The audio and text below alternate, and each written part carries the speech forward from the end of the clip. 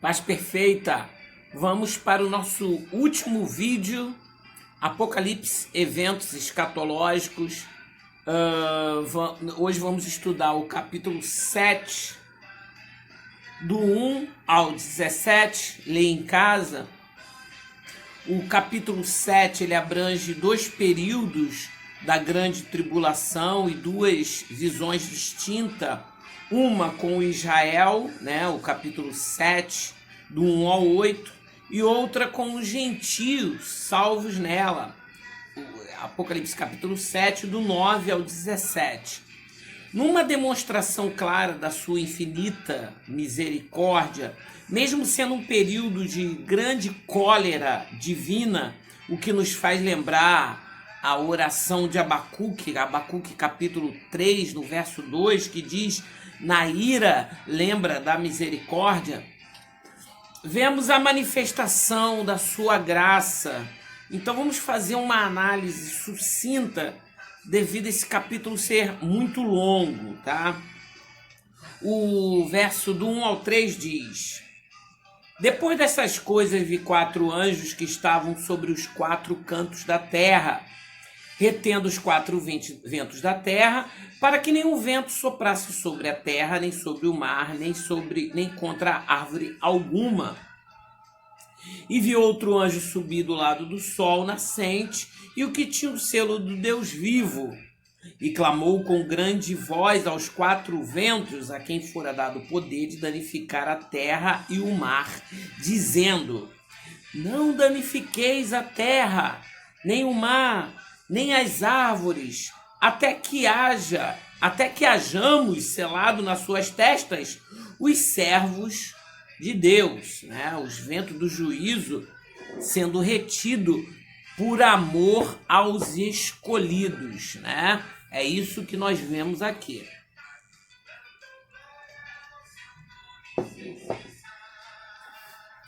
Após a abertura do 6º selo, está em Apocalipse capítulo 6, do verso 12 ao 17. Por isso o apóstolo fala: depois destas coisas, João passa a ter uma segunda visão dos anjos que se posicionava sobre os 4 cantos da terra. Eles estavam retendo os ventos do juízo divino sobre norte, sul, leste e oeste, uma vez que a referência aos 4 cantos simboliza esses pontos cardeais. Por isso são ventos do juízo divino que estão sendo retidos por causa dos escolhidos temporariamente. E diz o texto bíblico: até que hajamos selado em suas testas os servos do Deus vivo, né? Deus aí sempre distinguindo obviamente, entre o justo e o ímpio. O selo do Altíssimo nós vemos aí. E vi outro anjo subir do lado do sol nascente, que tinha o selo do Deus vivo. O estudante sério e dedicado das Escrituras logo apreende o que para muitos é inapreensível, né? Algumas formas de Deus agir. Claro que sua obra e seus caminhos são inescrutáveis na maioria das vezes, né? Até o salmista diz, no Salmo 92, verso 5 diz: quão grandes são, ó Senhor, as tuas obras, quão profundos são os teus pensamentos. Tudo bem, cremos assim, né? Mas é possível captar princípios permanentes também, como Deus jamais vai condenar o justo com o ímpio, né? Foi o que Abraão disse lá em Gênesis 18, 25. E é exatamente o que ocorre aqui. E a gente vê paralelos semelhantes nas Escrituras. Dá uma lidinha em Ezequiel capítulo 9, do 1 ao 6. Diz o texto bíblico aqui: não danifiqueis a terra, nem o mar, nem as árvores, até que hajamos selado nas suas testas os servos do nosso Deus, né?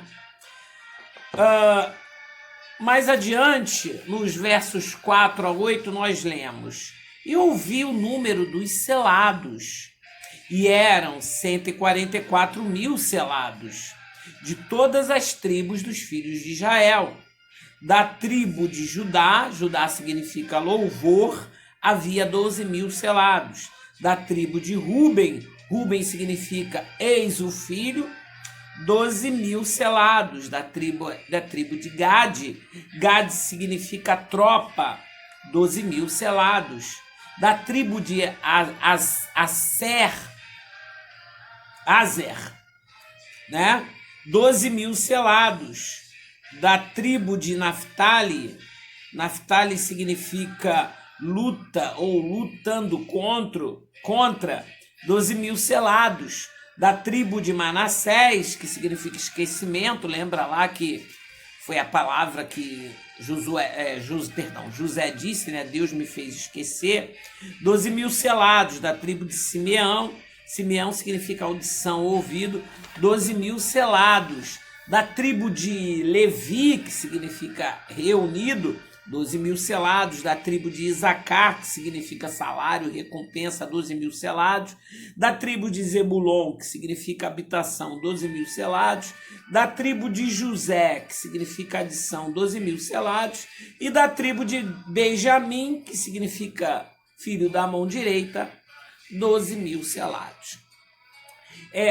A seleção aqui denota que milhões de judeus ficarão de fora e terão o tempo da angústia, né? Como diz em Jeremias 30, verso 7. Mas estes que foram selados representam as primícias do avivamento final, selados para passar esse período e preservados do martírio. Os 144.000 cumprirão o papel de evangelistas do rei, do santo evangelho de Jesus Cristo, tá? Tem até uma religião aí, os russelitas, né? Eles dizem outras coisas sobre esses 44.000, mas vamos adiante, vamos nos deter aqui. Eles são selados para passar por esse período e preservados do martírio, como disse. Esses 144.000 cumprirão o papel de evangelista do rei, do santo evangelho. Um detalhe interessante que nessa lista não está a tribo de Dan, ela não está rolada aqui, tá? O que leva os eruditos a acreditarem que Dan foi pioneira na liderança da idolatria em Israel, persuadindo um neto de Moisés, né, e fazendo sacerdote de um ídolo. O Stanley Orton, por exemplo, afirma que eles deram aí um sacerdote não levítico, inédito em Israel até então. Você pode ver isso em Juízes, capítulo 18, do 1 ao 31, segundo Reis, né, do 12 e do 9 ao 30, está relatando aí esse episódio, tá? Ruben Zerbach, né, um judeu messiânico, acredita que Judas Iscariotes era danita, é o que diz esse autor.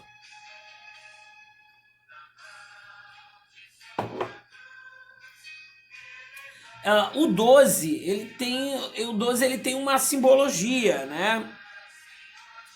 Para esse mesmo judeu que eu citei ainda há pouco, o 12 é um símbolo que aponta para a eternidade futura. E ele dá as razões porque são 12 portas que possuem a cidade celestial, 12 anjos, 12 nomes escritos nas portas, Apocalipse 21, 12. O muro tem 12 fundamentos com o nome dos 12 apóstolos de Cristo, está lá em Apocalipse 21, 14. Sua medida são de 12.000 estádios, né? Tá, Apocalipse 21, 16. E 12 pérolas é o feitio de cada porta, Apocalipse 21, 21. Muito bonito, né? São coisas que Deus tem preparado para aqueles que o amam, né?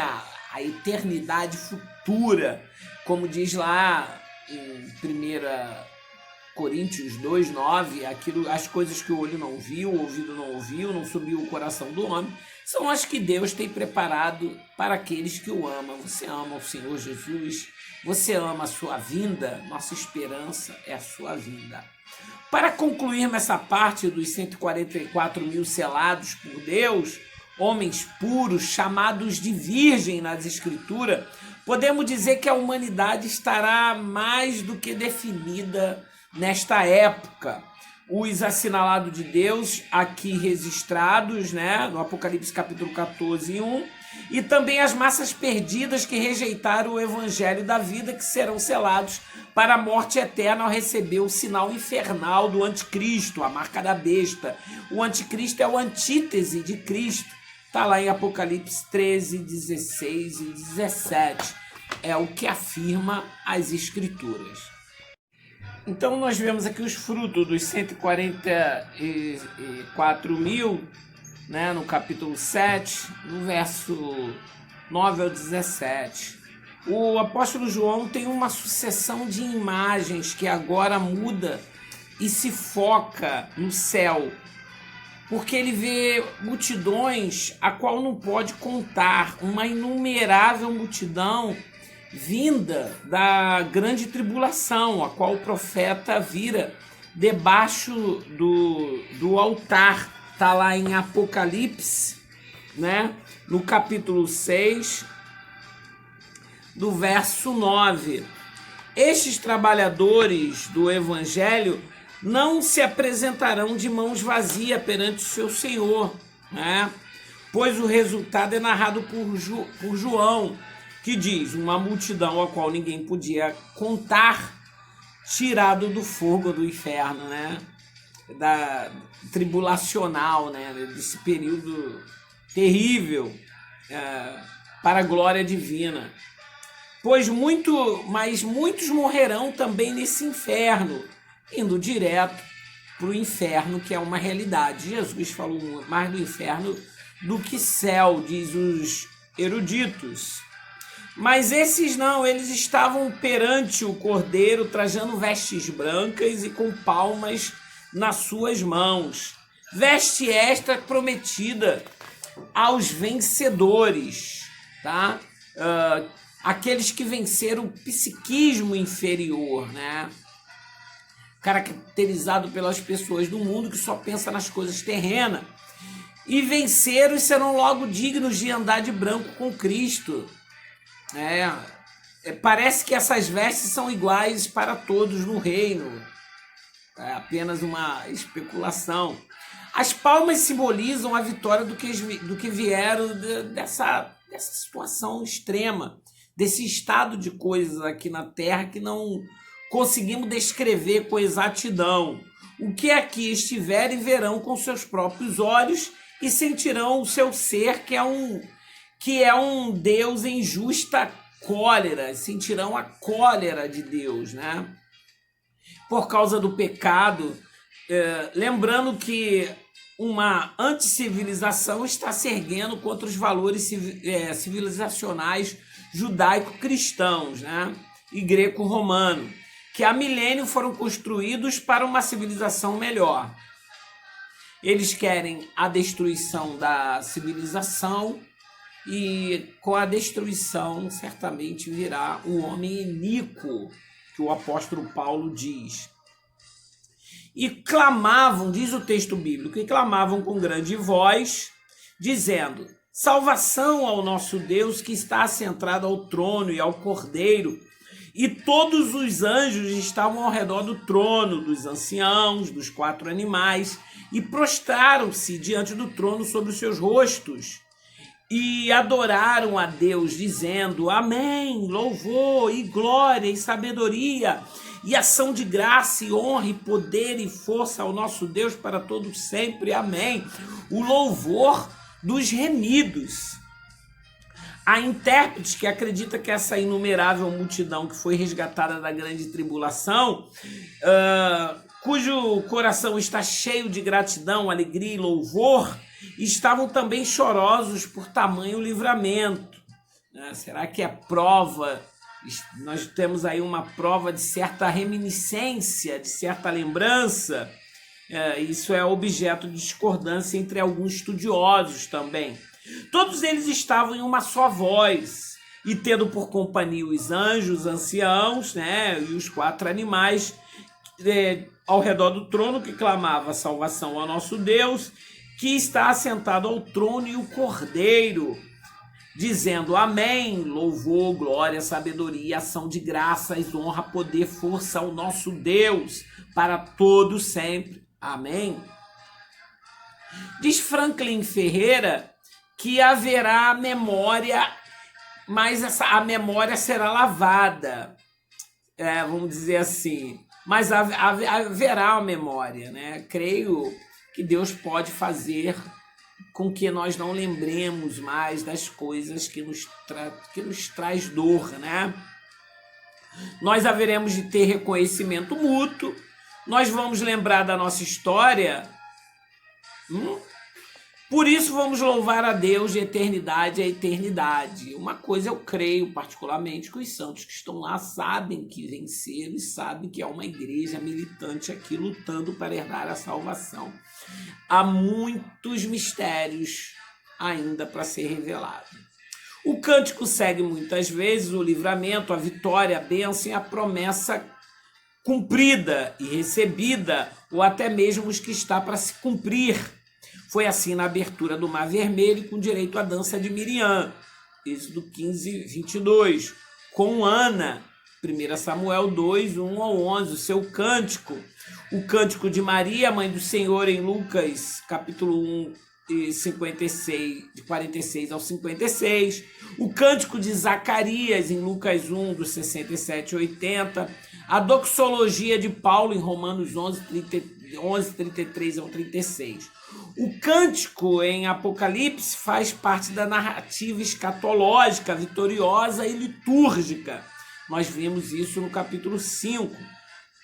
O livro diz, nós vimos no quinto vídeo, o livro diz que essa multidão foram os que vieram da grande tribulação, martirizado pela besta, pelas bestas, na verdade serão duas, mas que escolheram se limpar no sangue do Cordeiro e não amaram as suas próprias vidas, como está em Apocalipse capítulo 21, verso 14, para que tivessem direito à salvação das suas almas.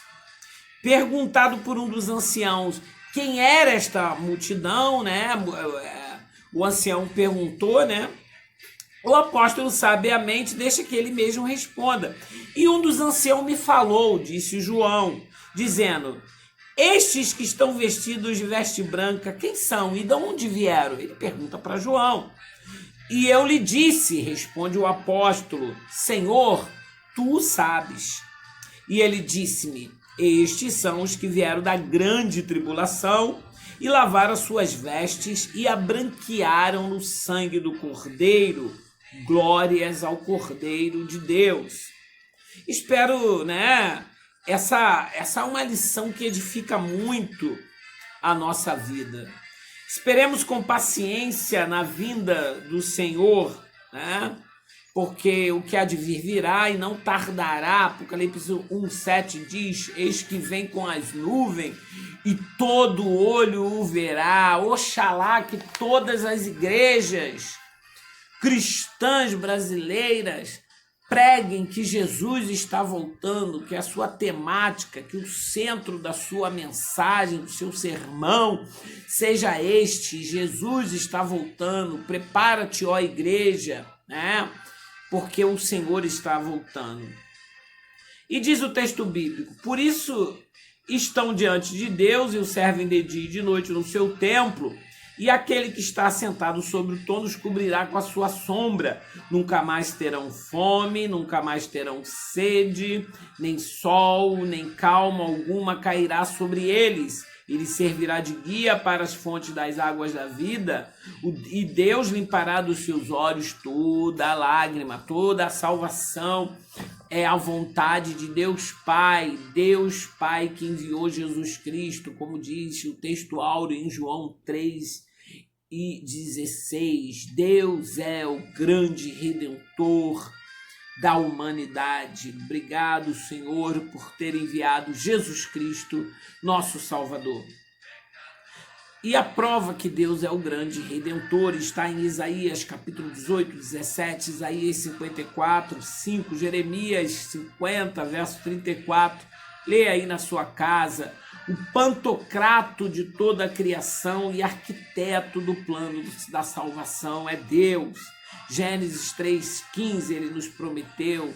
Gênesis 12, do 1 ao 3, a chamada de Abraão, né? Efésios 1:3. É ele que sujeitará os inimigos de Jesus Cristo aos seus pés, como diz o Salmo 110, verso 1, e que deu ao Filho todo juízo para que todos honrem o Pai também como honrem o Filho. Foi o que Jesus disse em João 5, 22 e 23 aos seus contemporâneos judeus. É Deus que quer a nossa máxima iluminação e conhecimento para as riquezas espirituais que estão disponíveis para nós. Efésios 1, do 17 ao 22. Ele nos quer diante do seu trono e no seu santo templo, como diz Salmos 11, verso 4, onde os santos estarão para sempre. Por isso estão diante do trono de Deus e servem de dia e de noite no seu templo, e aquele que está sentado sobre o trono os cobrirá com a sua sombra. Que coisa bela, né? O céu é lindo por aquilo que não somente há, mas por aquilo que não haverá lá. Nunca mais terão fome, diz o texto bíblico, nunca mais terão sede, nem sol, nem calma alguma cairá sobre eles. Porque o Cordeiro que está no meio do trono os apacentará, ele servirá de guia para as fontes vivas das águas, e Deus limpará de seus olhos toda lágrima. É muito belo esse versículo.